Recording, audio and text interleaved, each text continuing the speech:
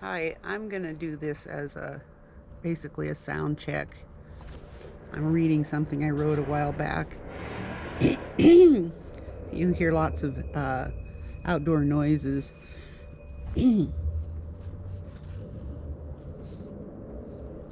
My name is Dan Wilson, fire chief at the local volunteer fire department.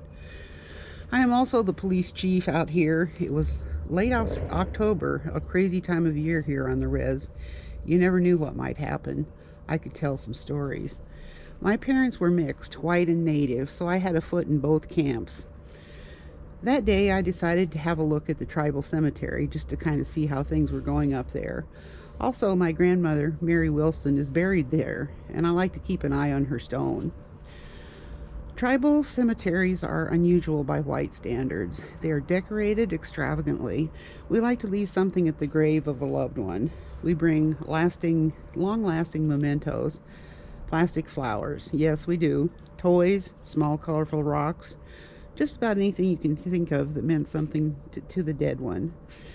My grandmother was something of a tribal matriarch. She was one of the small group of foundation mothers here. All right, the wind was picking up a bit. I could see branches high up in the dug firs beginning to toss around. And even on ground level, there was a stirring in the bushes and long grass.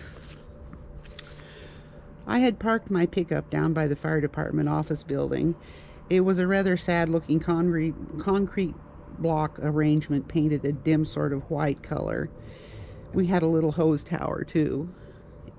It used to be the water department building, but they had gone on to better things. With more white people living on leased land here now, they just needed more infrastructure. The cemetery was around the corner and on a hillside facing the water of the bay. We like to be able to see the water. There is an old beat-up wrought iron gate across the small road up into the cemetery. The rest of the circumference is made up of some kind of rotten wire mesh fencing. In the afternoon sunlight, things looked pretty normal. Now you have to understand that Mary's stone is the biggest one up there, and not right in the immediate line of sight. Over a little hump, I wasn't seeing what I normally did from the road. Not good. Did I mention that I am also the law around here? We have a tiny tribal police department. There are 3 of us. Between the fire department and the cop shop, we pretty much run things. Well, there's the Shaker Church and the tribal administration also. Now, when I got within sight of Mary's grave, I could see that her 350-pound stone was cast aside like a cardboard box. All her commemorative stuff was all over the place. Some of the little stones were thrown into the road. Her fake flowers looked stomped on.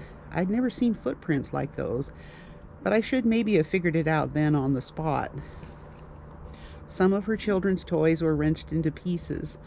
Toys are one of the things that are often left on a woman's grave around here. Grandma Mary, who did this to you? You make somebody mad? Have you been running around above ground? A little breeze woofs through the dry grass and remaining leaves. She doesn't deign to answer me. Hands on hips, I survey the rest of the cemetery. There are signs of damage here and there.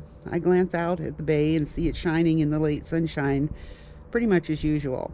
Okay, now I must quantify the damage and get some guys up here to fix it. They will love that. Nope. An otter is sitting alert on one broken stone. Otters generally stay down by the bay, so I pay attention. Dan, you know I have a hard time staying quiet. I was a busy woman all my life above ground. It's awful quiet down here.